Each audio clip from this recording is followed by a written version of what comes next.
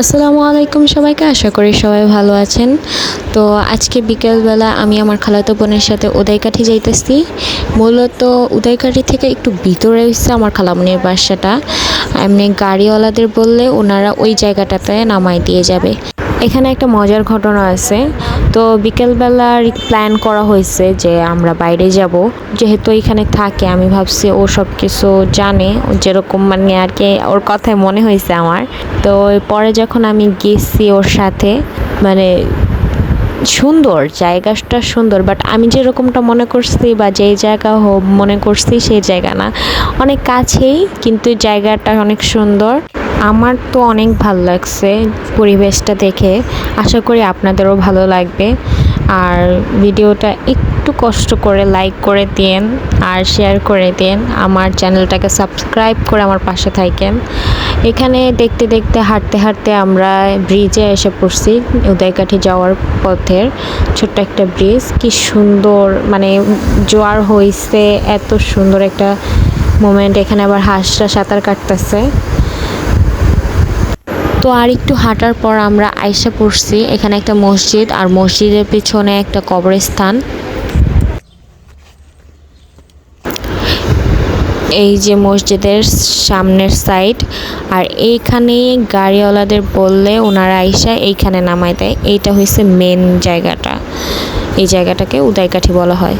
তো এই যে সামনে যে দেখতে পারতেছেন, এটা একটা বড় ব্রিজ হইতেছে, কাজ এখনো কমপ্লিট হয় নাই। আমরা এই জায়গাটাতেই যাচ্ছি।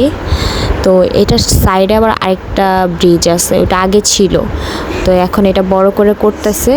আমরা ওইটাও দেখাবো আসার সময়। অনেক কষ্ট করে উঠছি, আমি অনেক ভয় পাইছিলাম, আবার হাতে ক্যামেরা। তো এই জায়গাটা অত একটা মানে গুছালো না, কারণ কাজ এখনো কমপ্লিট হয় নাই। বাট এখানে দাঁড়ায়া নদীর আর সূর্যের ভিউটা এত সুন্দর যে বলার বাহিরে। তো আমি আর সামনে ব্রিজ পার হওয়ার ভিডিও করে নেই, কারণ আমি ওইখানে পড়ে যেতে নিয়েছিলাম। তো ব্রিজ পার হওয়ার পর আর কি ব্যাক সাইডটা দেখায় নিলাম। তো আমি এখানে আবার পড়ে যেতে নিয়েছিলাম। বাট এটা বাদ দিয়ে আপনি জাস্ট এই জায়গাটাকে দেখুন, এত সুন্দর, নিস্তব্ধ, আর পাখির আওয়াজ, আর এই যে নিস্তব্ধ, কোনো কোলাহল নাই।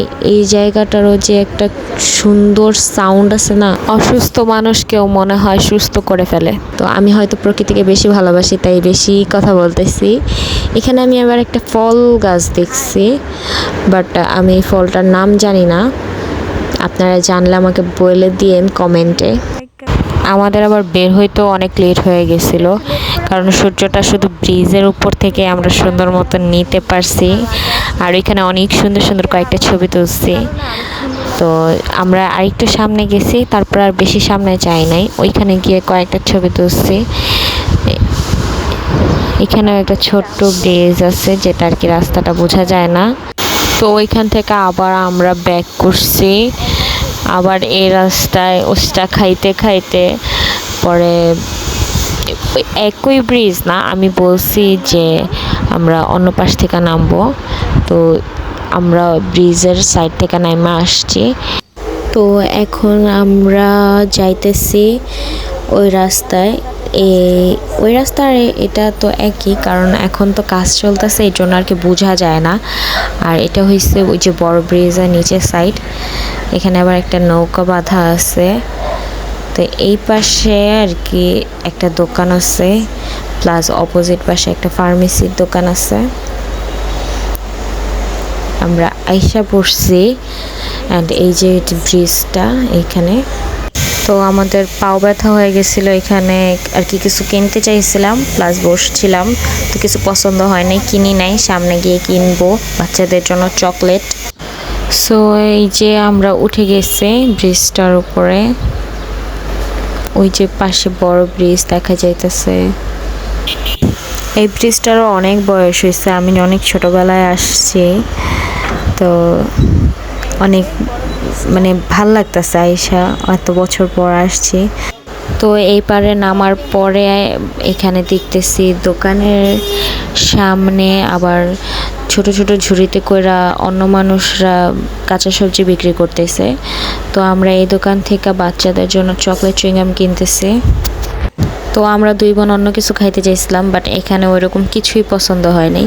তো আমি যেহেতু আবার পান পছন্দ করি, পরে বলতেছি চলো আমরা দুইটা পান কিনা নিই।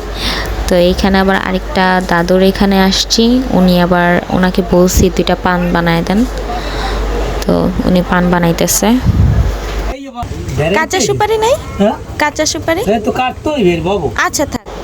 আমি আবার এদিকে দাদুকে জিজ্ঞাসা করতেছিলাম কাঁচা সুপারি নাই, তো উনি বলতেছে কাটতে হবে, তো আমি বলছি আচ্ছা ঠিক আছে থাক।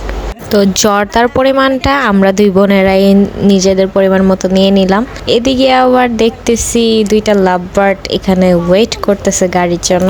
এইখানে একটা আমি ভুল করছিলাম, ভুলটা হয়েছে এই যে পানের চুনের পরিমাণটা না দেখেই আমি পানটা খেয়ে ফেলছি, অ্যান্ড পরে আমার জিহ্বা ছিল্লাই গেছে, কি আর বলবো। তো যাই হোক, আজকে এই পর্যন্তই। সবাই ভালো থাকবেন, সুস্থ থাকবেন, আল্লাহ হাফেজ।